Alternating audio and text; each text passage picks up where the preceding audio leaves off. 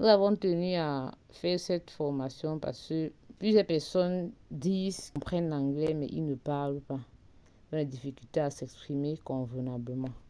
C'est pour ça que nous avons tenu à faire cette formation pour essayer de vous montrer par où vous pouvez commencer pour apprendre la prononciation des mots en anglais. Donc, je vais commencer par vous présenter c'est quoi OraLearn. OraLearn est une plateforme d'apprentissage de la langue anglaise. Donc, notre but est de vous aider à améliorer votre anglais et à le parfaire si vous avez déjà des connaissances avancées.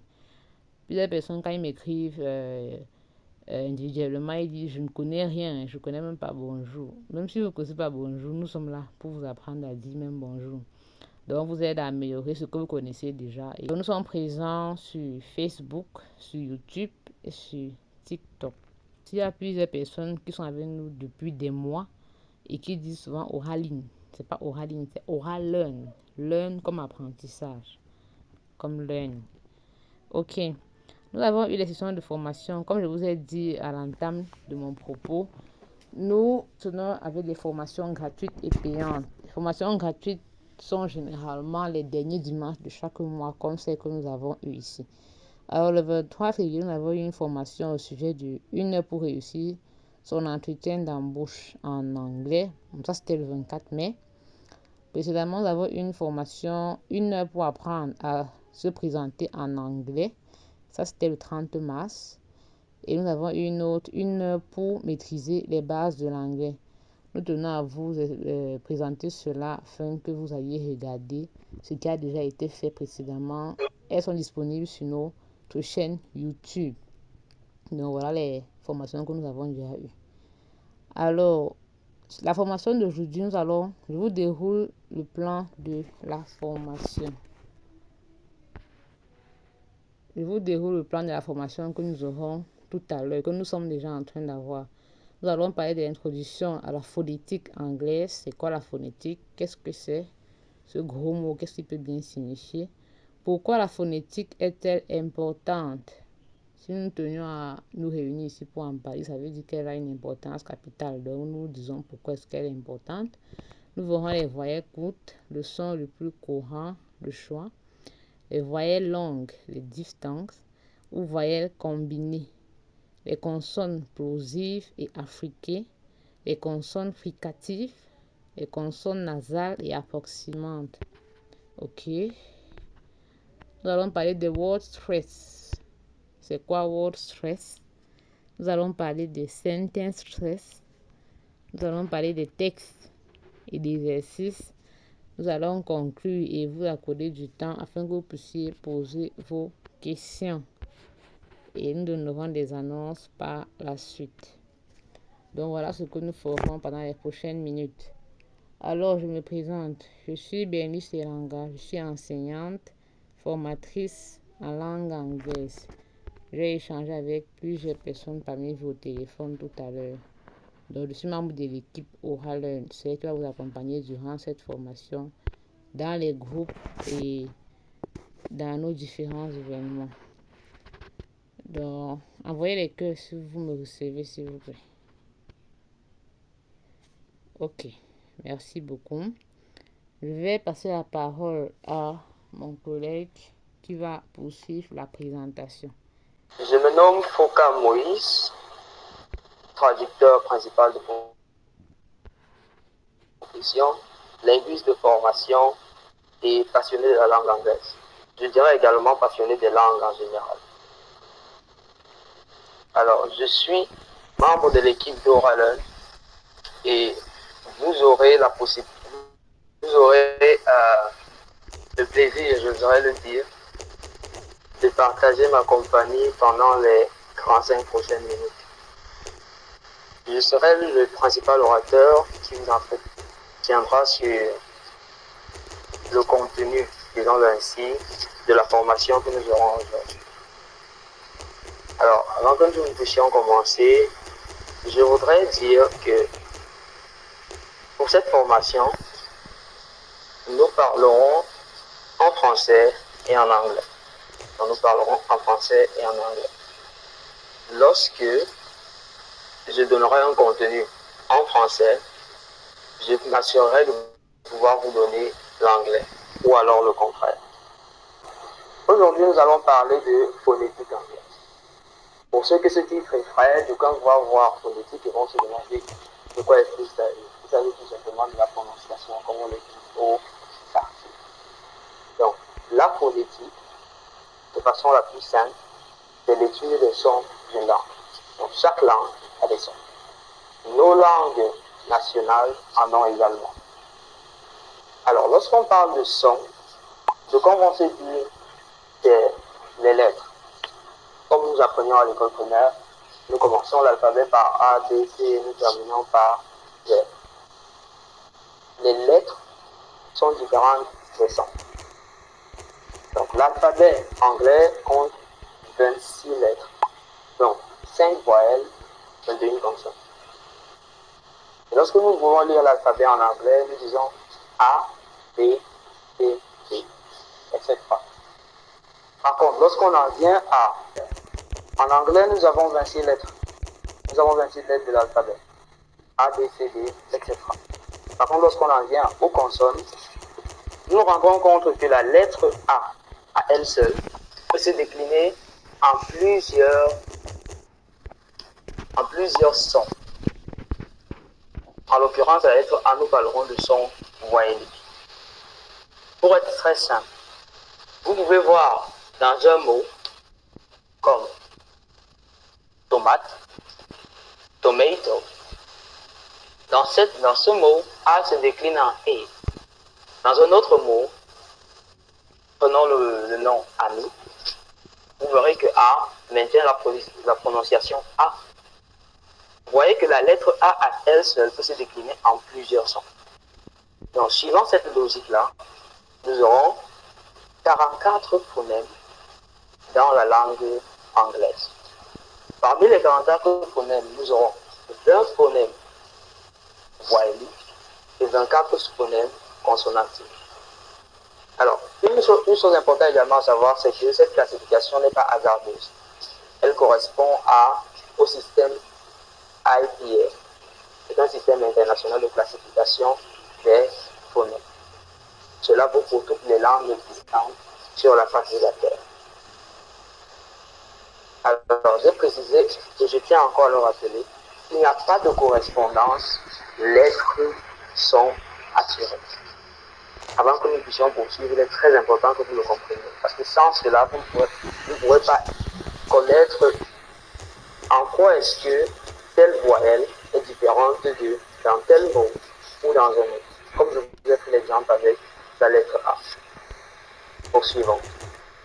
Alors, de façon très rapide, je vais vous donner quelques raisons pour lesquelles la phonétique est très importante. Donc, vous vous rendrez compte que nous, Africains, qui avons nos langues maternelles, tout d'abord, comme première langue, encore plus pour les Camerounais, nous avons 2 langues officielles, le français et l'anglais.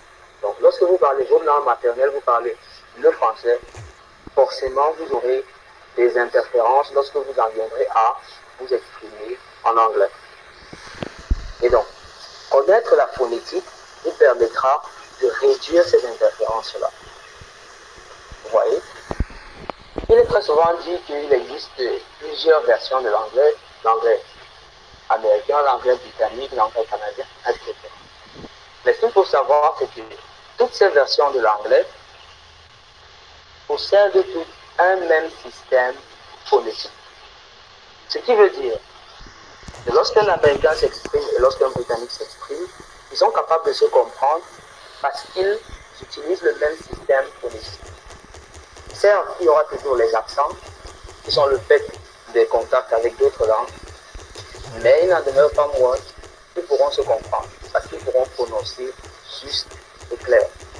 Voilà la principale raison pour laquelle vous devez connaître la phonétique.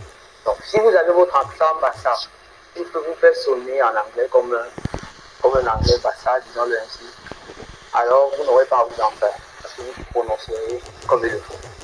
Lorsque moi je m'exprime en anglais, par exemple, j'ai toujours l'accent, disons-le, un peu emprunté au format là. Mais ça n'empêche qu'un locuteur natif pourra comprendre ce que je veux dire. Il faudrait que vous maîtrisiez cet alphabet phonétique. plus encore que vous puissiez l'appliquer à la lecture et à l'expression dans tous les contextes. Ceci est très important encore pour ceux qui veulent immigrer dans d'autres pays. Votre raison, elle permet de comprendre les écarts entre l'orthographe et la prononciation. Comme je l'ai dit, il y a un monde d'écart entre les lettres qui sont employées pour composer le mot et la façon dont le mot se dit. Passons à présent aux différents phonèmes qui existent en anglais. Comme vous le savez de façon simple, en anglais, il existe des phonèmes consonantiques, c'est-à-dire des phonèmes de consonnes, et des phonèmes de voyelles. Alors, il existe une classification officielle des phonèmes de voyelles. Ici, j'ai voulu rendre les choses très simples pour tout le monde. Alors, les phonèmes de voyelles sont divisés selon plusieurs paramètres. Selon la position de votre bouche lorsque vous vous exprimez, la position de vos lèvres et la position de votre mâchoire. Je n'ai pas voulu l'aborder pour éviter une surcharge mentale. Maintenant, concentrons-nous sur la classification selon le style de prononciation. Donc, selon le style de prononciation, nous aurons les voyelles.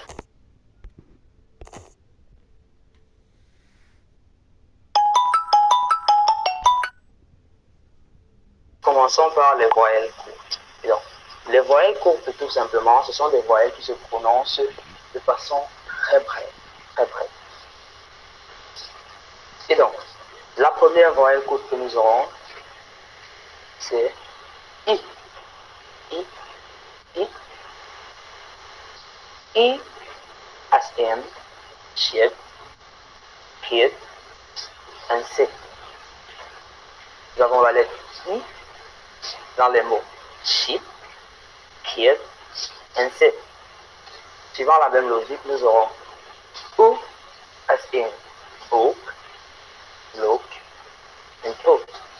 Book, look, and put.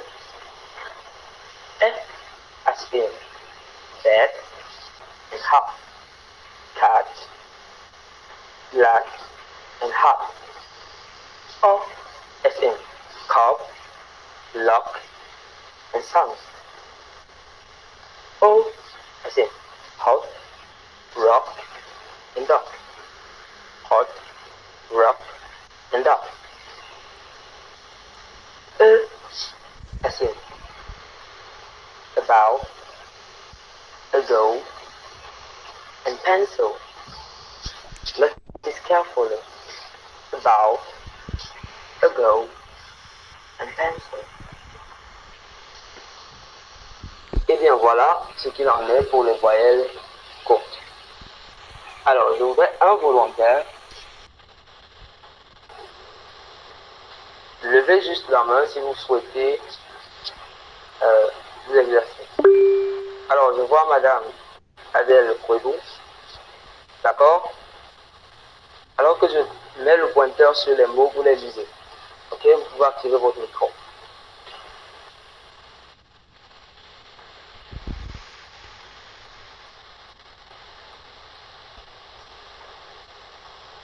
Madame Adèle Kouébou, vous pouvez activer votre micro. Allô? Oui, je vous suis parfaitement. Alors, je poserai le pointeur sur des mots de façon désordonnée et vous les lirez. D'accord? D'accord. Alors, lisez pendant que je pose.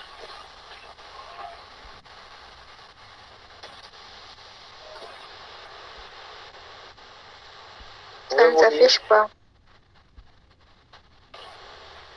Oh, je suis en train de partager mon écran. Vous ne pouvez pas voir l'écran que je partage? Non, je ne suis pas en train de voir. Madame Adèle. Est-ce que tout le monde peut voir?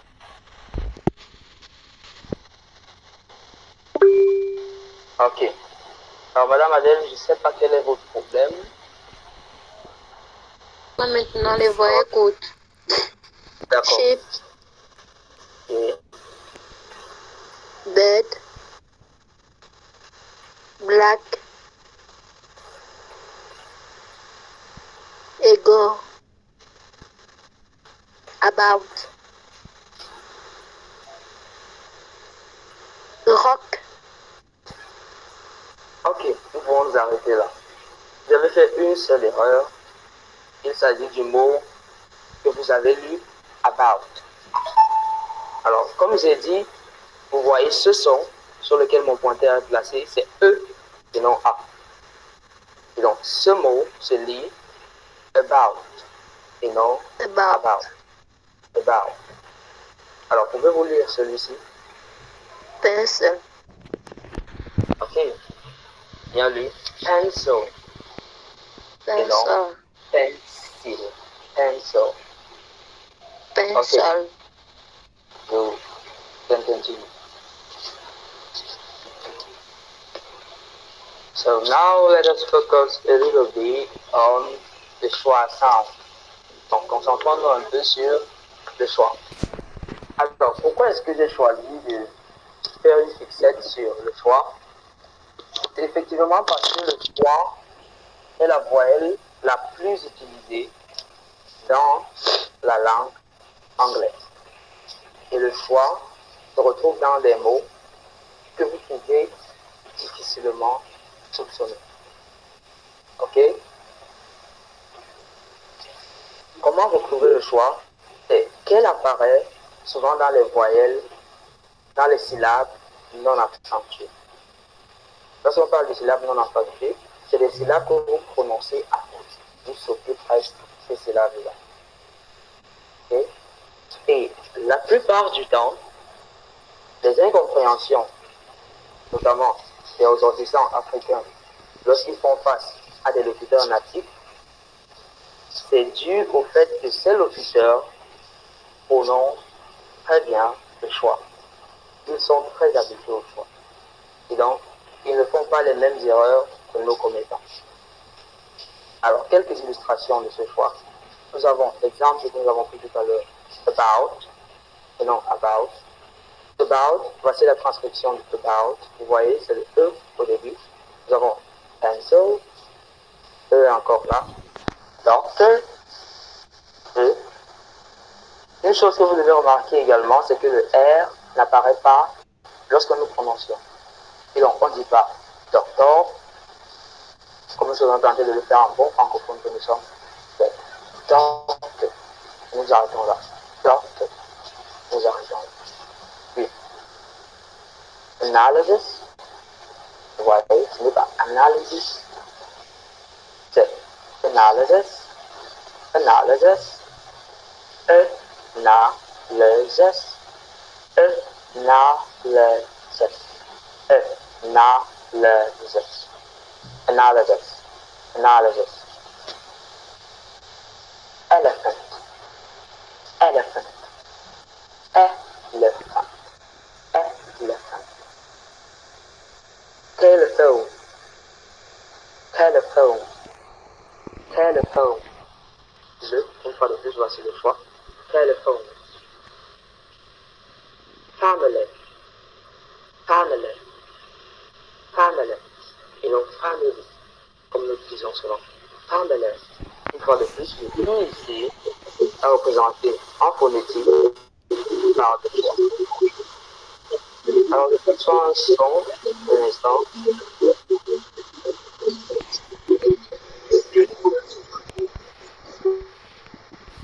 Ok, je veux poursuivre. Ensuite, nous avons general, general, general. Alors, il est possible, selon la variante de l'anglais que vous utilisez, de prononcer soit general ou general. Donc, voilà ce qu'il en est pour le choix. Une fois de plus, je vais pointer une personne différente cette fois-ci qui va m'aider à lire certains de ces mots. Qui se porte volontaire.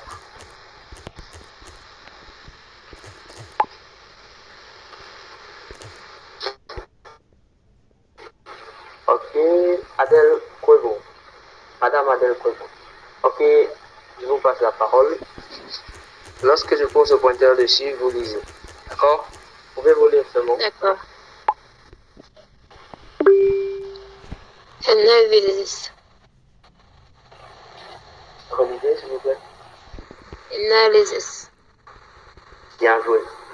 Lisez là. Lisez là. Elephant. Elephant. Elephant. Bien joué. Elephant. Lisez là. Téléphone. Ok. Téléphone. Vous avez commis une erreur au niveau de la lettre O, comme vous pouvez le voir.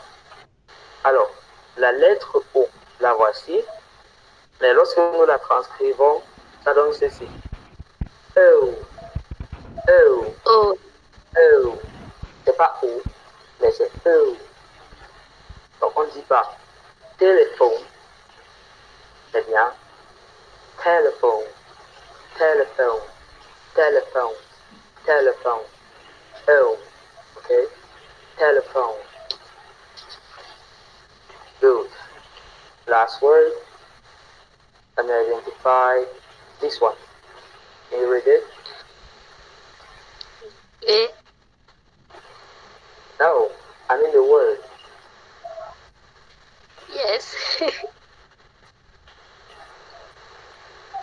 Ok, je parle du mot qui est là. Pouvez-vous le lire? Téléphone. Ok, suivez le pointeur. Le pointeur est ici. Général. Ok, suivez la transcription phonétique. Vous pouvez essayer. Général. Ok, laissez-moi vous aider.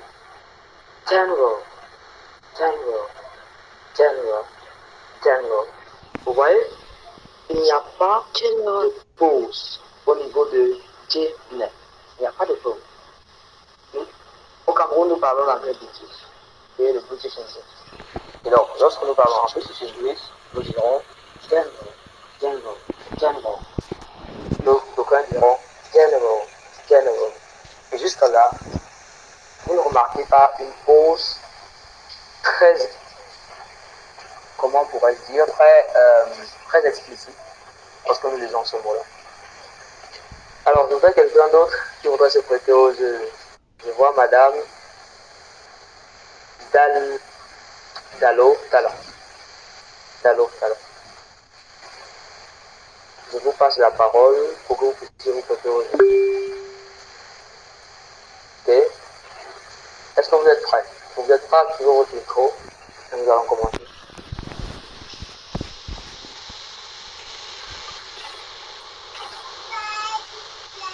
Ok. Alors, pouvez-vous lire ceci? Le fait est que je ne vois pas. Alors, essayez de remonter sur votre écran. Essayez de remonter au début. Donc, ne restez pas où ça vous affiche les participants de la réunion. Allez à la première fenêtre. Pardon? Allez à la première fenêtre. Je partage mon écran, alors ça s'affiche à la première fenêtre. Non. Vous voyez-vous cela? Oh, vous ne voyez pas. Non. Vous voyez toujours pas. Je vois.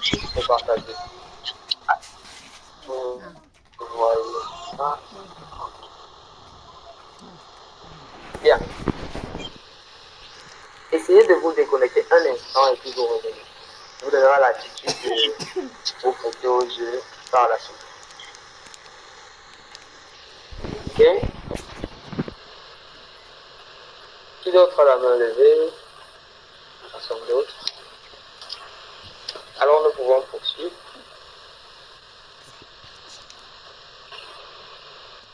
Madame Diallo, vous êtes de retour. Est-ce que vous pouvez à présent voir l'écran? Je vois l'écran. D'accord. Alors, je voudrais que vous lisiez ce mot-ci. Où? celui sur lequel le pointeur est placé. About. Ok. Revenez, relisez encore. About. Ok. Vous avez corrigé quelque chose. Ce qui vous fait dire but, vous dites et. Pourquoi? Parce que lorsque vous prononcez l'alphabet en anglais, vous dites et. Du coup, instinctivement, vous dites et. Et puis but. Vous dites but pourquoi? Parce que en anglais, en français, c'est ou. Mais en anglais, vous ne savez pas trop comment ça se dit, donc vous dites oh. Du coup, ça donne et but. Et but. C'est un problème. Tout d'abord, le et, qui est la lettre, à ne pas confondre avec le son, se décline en E lorsqu'on en vient à la s'appelle consonante. Donc ça donne E. Et puis le bot dont vous parlez se décline en L, L, L, L. Nous verrons ce son par la suite. Et donc ce n'est pas et bot, mais c'est about, about, about. Pouvez-vous répéter après moi? Pouvez-vous répéter après moi? About. Prochain mot, celui-ci. Elephant. Bien joué. Celui-ci. Téléphone. Vous avez commis la même erreur que Madame Adèle. C'est téléphone. Téléphone. Téléphone. Téléphone. Ok, dernier mot, celui-ci. Family.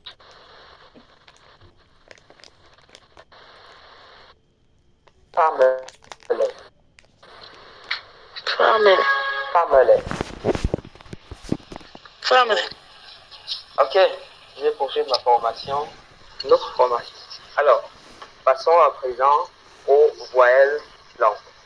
Comme vous pouvez le voir à l'écran, les voyelles courtes diffèrent des voyelles longues en ce que les voyelles longues sont prononcées plus longuement. Ok? Donc, Yeah. toutes les voyelles ont leur version longue en dehors du choix. Le choix n'a pas de version longue. Alors, je vois Madame Corinne Métaphore. Ok. Vous avez la parole. Shit. Shit. Bien joué.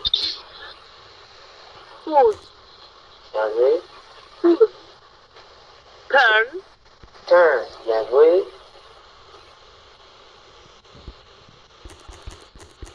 Fall. Bien joué. Arm. Parfait. Vous pouvez applaudir pour vous-même. Oh, merci. Ok.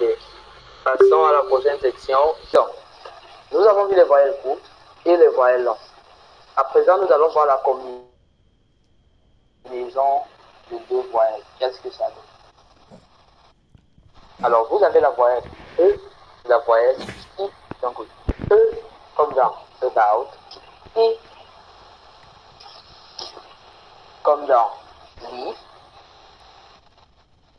Maintenant, quand vous combinez les deux sons voyelliques, qu'est-ce que ça donne? Ça donne ce qu'on appelle en linguistique un mot un peu compliqué, diphtongue. Diphtongue. Diphtongue. Donc, un diphtongue, tout simplement, c'est la combinaison de deux sons voyelliques. Alors, comme diphtongue, ici nous avons EI, SN, face, day, break, EI, SN, face, day, break, I, SN, price, high, oil, as in toys, boy, enjoy, toys, boy, enjoy, out, as in mouth, now, out, now, now, out, oh, as in don't, so, no, don't, so, no, ear, as in near, here, eye, near, here, idle, near, near, idle, air, as in square, fair, care, square, fair, hair, pure, as in pure, tall, sure, pure, tower, sure, sure, and let's go, sure, sure, sure. Okay, so that's it. Is there any volunteer to try and read that out? If you want. Yes.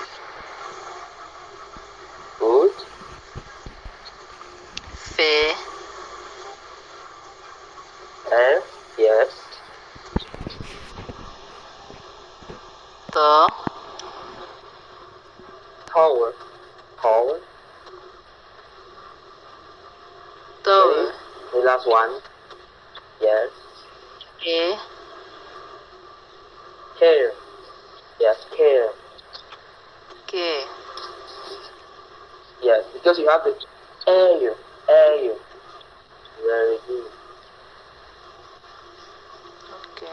Okay, because of time constraint, we won't take any other volunteer for this part. We'll move straight to the next part.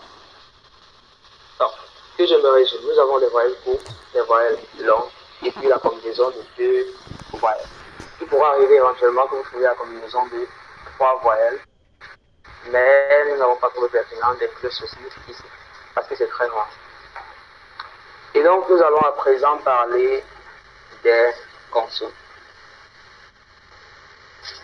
Alors, de même que les consonnes, de même que les voyelles, les consonnes ont une manière bien particulière dont on doit les prononcer. Alors, avant même de commencer, comment est-ce qu'une consonne est prononcée? Ok, comment est-ce qu'une consonne est prononcée?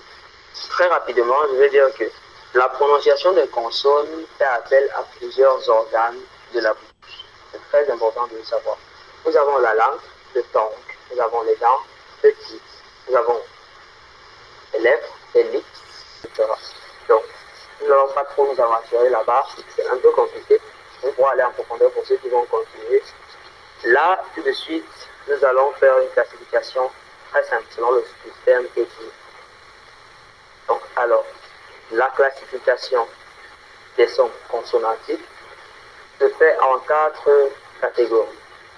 La première catégorie, c'est celle de glossée, comme son nom l'indique, c'est glossique. Deuxième catégorie, celle de fricative, donc celle de fricative. Ensuite, nous avons celle de affricate, c'est-à-dire combinaison du plosive et du fricatif. Puis nous avons les nasales, comme vous l'entendez. Après, nous avons les approximants, qui ressemblent beaucoup aux voyelles. Alors, tout de suite, nous allons commencer par les consonnes plosives. Les consonnes plosives et affricées.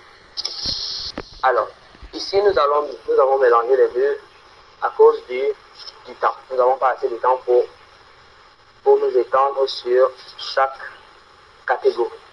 Alors, juste pour que vous le sachiez, les consonnes plosives sont B, B, T, D, G, G et K. Ok? Donc, ici nous avons les consonnes fricatives, affriquées plutôt, T et J, J et J. Et donc, là nous avons P, S, pen, go it, happen. D, S, start, baby, and jump. D, S, tea, tie, and button. Tea, tie, button. D, S, do, ladder, hold. D, S, do, ladder, and hold. One is large. Large. Judge. Yes, judge. Good. You can be proud of it. You can continue now. Okay. Next, we have applicative consonants. Donc, les consonnes fricatives. Alors, c'est quoi les consonnes fricatives? Les consonnes fricatives sont celles qui sont produites avec un peu de friction lorsque l'air s'échappe de votre bouche. Ok? Donc, lorsque l'air s'échappe de vos lèvres et de vos dents, vous allez voir une certaine friction. Lorsqu'on dit par exemple en français F, le son F, donc disons-le ainsi, vous voyez une certaine friction entre vos lèvres. Même chose pour P, F, etc. Alors ici nous avons O, nous avons le son. Fat, coffee, and rock. Fat, coffee, and rock. You, village, and lake. You, village, and lake.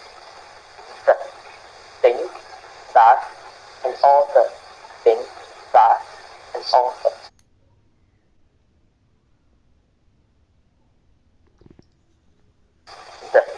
This, more smooth. This, mother, and smooth. Thumb, teacher, and pass. Thumb, teacher, and pass. So, lazy, and rose. So, lazy, and rose. Season, pleasure, and age. So that's it for the repetitive sounds. Okay? Is there any qui ont l'opportunité d'apprendre ici comme nous le faisons et qui ne participent pas? Ils rentreront, ils oublieront très facilement ce qui s'est passé. Parce que le cerveau retient l'expérience puisque c'est ce que vous entendez. Okay? Donc, lorsque vous êtes exprimé, vous enregistrez très facilement ce qui s'est passé ce soir. Donc je vous prierai de faire l'effort de prendre la parole au moins une fois avant d'écouter cet appel. Ça vous aidera par la suite, soyez-en sûrs. Donc, nous allons passer la parole à Madame Fatima pour qu'elle dise ceci. Bat. Non, c'est pas bat. Ce son, c'est ça. Bat. Bat. Ça. C'est. Ça. Bat. Ça. Alors, vous prononcez ce son, votre langue,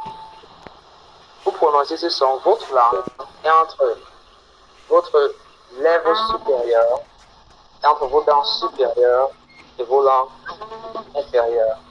Ok?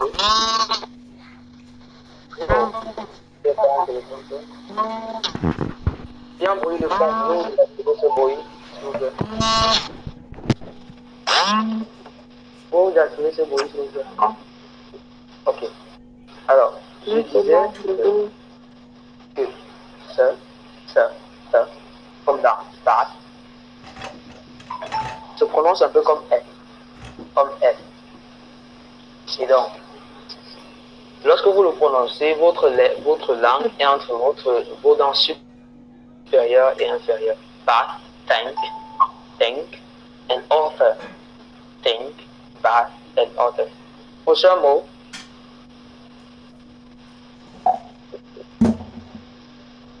Son. Celui-ci.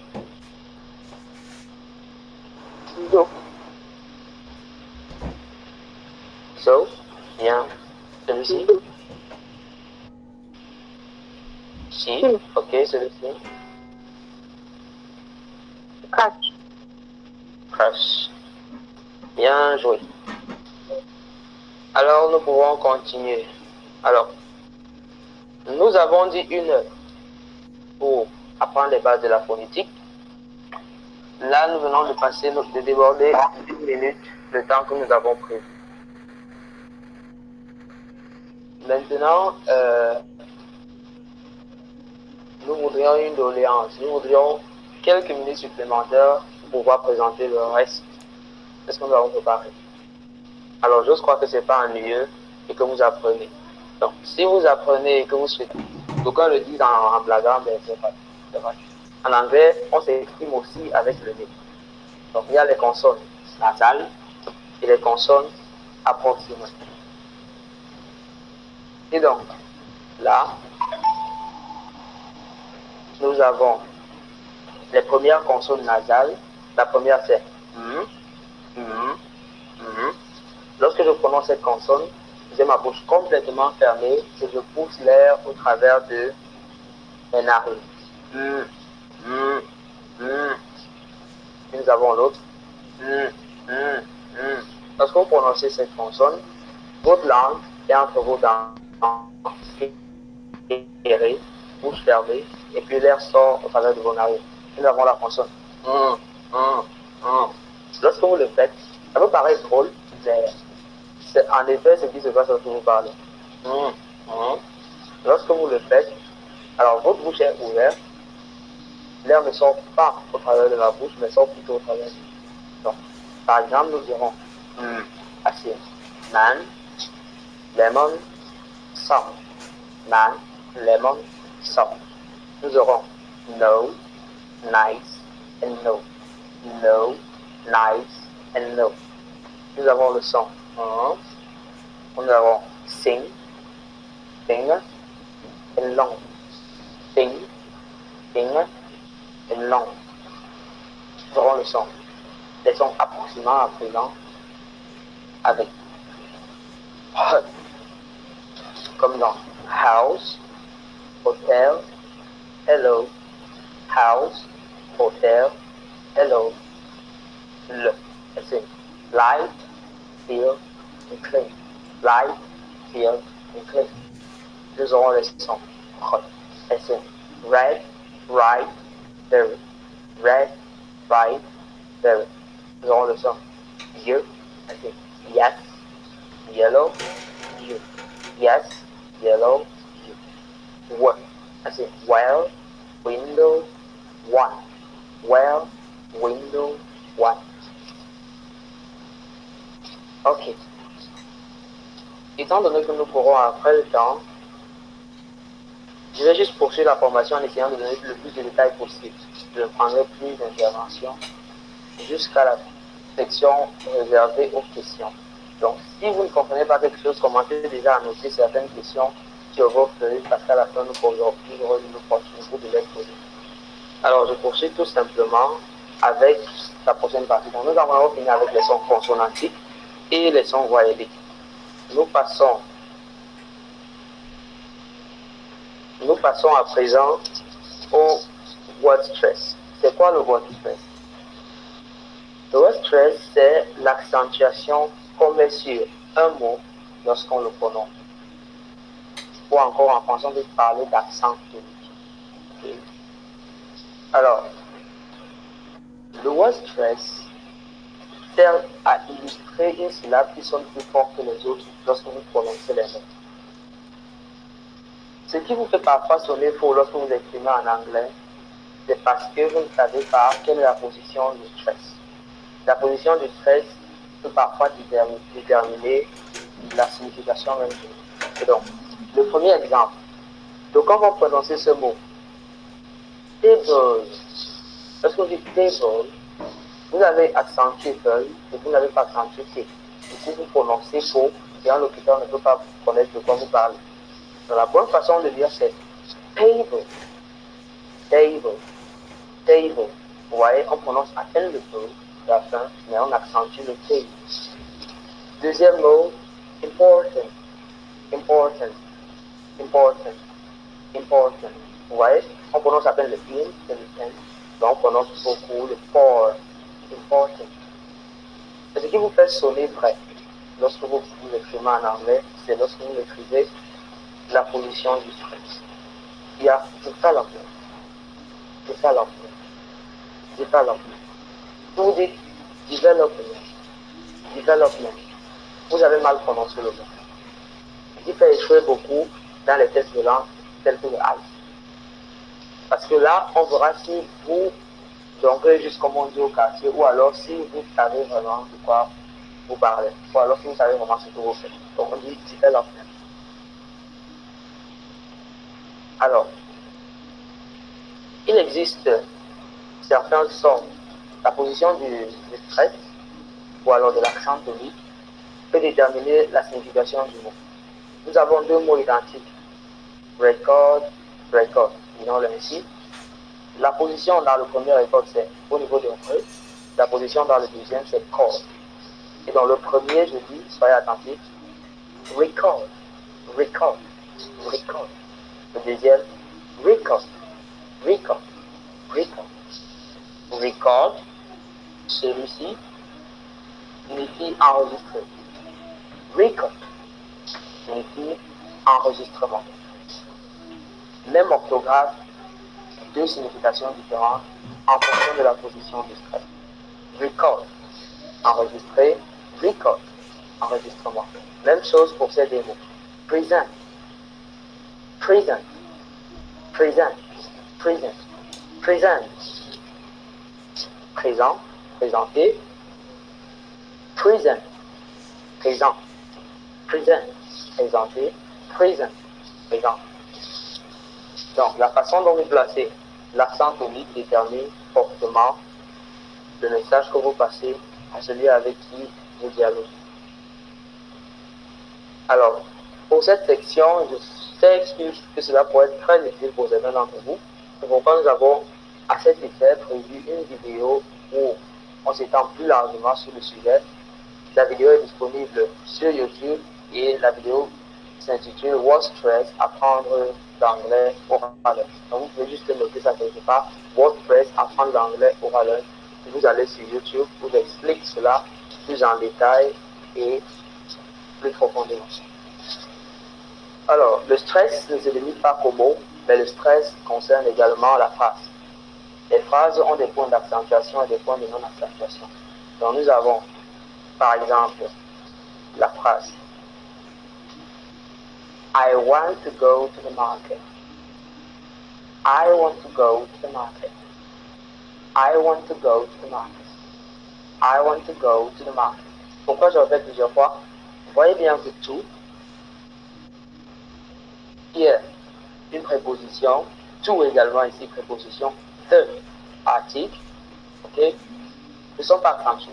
Donc lorsque vous parlez, vous exprimez, vous n'accentuez pas les articles, les prépositions et les auxiliaires. Donc ça donne I want to go to the market. Et je prononce à peine ces mots-là. Voilà de façon très simple ce que vous pouvez retenir sur la lecture en prenant en considération l'accent tonique de la phrase. Donc voilà. Maintenant pour terminer, vous avez été très patient, je vous en remercie. Pour terminer, j'ai prévu quelques textes de l'exercice, mais par contrainte de temps, nous allons juste lire un parmi ces textes. Alors ce texte en particulier s'intéresse plus au son voyelle. Comment est-ce qu'on lit un son voyelle et les diphtongues que nous avons appris précédemment.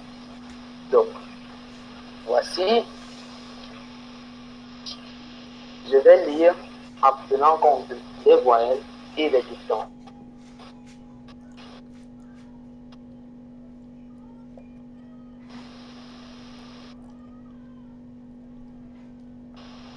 Going through the ground hole.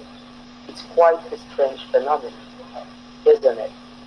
But a clear sky this morning, yet the downpour began so suddenly. I quite enjoy the sound, though, a gentle drumming on the window pane, a soothing rhythm that makes me want to curl up with a good book and a warm cup of tea. She paused, taking a sip from her own cup. Perhaps later, I'll break some bread. The aroma will fill the air, a perfect complement to the quiet afternoon. Jobed, the rain is stays mending the plane, Elisa said, her voice echoing through the ground hall. It's quite a strange phenomenon, isn't it? Such clear sky this morning, yet the downpour began so suddenly. I quite enjoy the sound, though, a gentle drumming on the wine's pane, a soothing rhythm that makes me want to curl up with a good book and a warm cup of tea. She paused, taking the sip from her own cup. Perhaps later, I will break some bread. The aroma will fill the air, the perfect complement to the quiet afternoon. Alors voilà un texte sur lequel vous pouvez remarquer la façon dont je lis les voyelles, comme dans French, les dictons, comme dans play, aim, donc aim, dicton, et puis strange, aim. Ok? Donc c'est ce à quoi vous devriez prêter attention. Alors, par souci de temps, nous allons nous arrêter là. Mais ce texte, pour ceux qui se demandent bien ce que ça veut dire, nous avons prévu la traduction. Donc là, voilà, nous n'allons pas la lire par contrainte de temps. Voilà, la pluie en Espagne, etc. Donc vous aurez l'occasion. Alors, pour ceux qui aimeraient bien avoir ces textes, la traduction du texte, et peut-être les autres textes que nous avons prévus, laissez-moi juste vous les montrer. Celui-ci se concentre sur les consonnes, nous ne l'avons pas lu. Celui-ci, voici sa traduction, celui-ci se concentre sur l'accent tonique du mot, ok, nous ne l'avons pas également lu. Voici sa traduction, et celui-ci se concentre sur le langage connecté, le connected speech. Donc lorsque vous prononcez, il y a certains mots que vous allez joindre, ce qu'on appelle la liaison en français. Donc voilà, nous n'avons pas pu nous accentuer dessus, et nous allons immédiatement, par respect pour vous, passer à la conclusion. Donc en conclusion, nous avons vu les voyelles courtes, les voyelles longues et les dictons, combinaison de deux voyelles. Nous avons vu le choix d'une voyelle très présente en anglais, puis nous sommes passés au son consonantif. Nous avons vu les consonnes fricatives, affectées, longives, approximantes et les et approximantes et les et dans des emojis.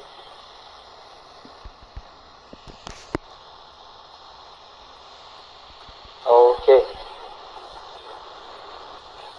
Bien, merci. Merci beaucoup pour cette magnifique présentation. J'ose croire que nous avons beaucoup appris, parce que moi particulièrement, j'ai beaucoup appris. Et que c'est un sujet très large. On a même été incapable de finir ce qui était prévu au départ, mais pas à cause du souci de respecter le temps, nous avons tenu à nous arrêter là. Donc, voici la prochaine session de formation. Nous avons précisé qu'il y a formation gratuite et formation payante. Les formations payantes sont déroulées de cette façon. Nous avons la formation en groupe, nous avons la formation personnalisée et la formation personnalisée pour ceux qui veulent faire l'examen du ICE. Plusieurs personnes m'ont dit lorsque je les ai contactés qu'ils veulent assister à cette formation ou se former parce qu'ils comptent rédiger l'examen du ICE. Donc pour ceux qui ne savent pas, c'est un test d'anglais que les gens effectuent pour immigrer ou pour des opportunités académiques et professionnelles. Alors, nous avons le pack Silver, formation en groupe. Ceux qui vont souscrire pour celle-ci, nous avons des horaires fixes, les mardis, les jeudis et les dimanches à partir de 20h. Et nous nous appesantissons sur la compréhension écrite, appelée le reading, et la compréhension orale, appelée le listening. Elle coûte 45 000 francs CFA, soit 15 000 francs CFA par mois. Nous avons le pack bronze, formation personnalisée, avec des horaires ultra flexibles. C'est-à-dire, pour ceux qui sont occupés, il y a plusieurs qui m'ont dit qu'ils sont infirmiers, ménagers et autres. Vous avez un programme compliqué. Vous donnez vos horaires, les horaires que vous souhaitez avoir, et nous allons vous aider.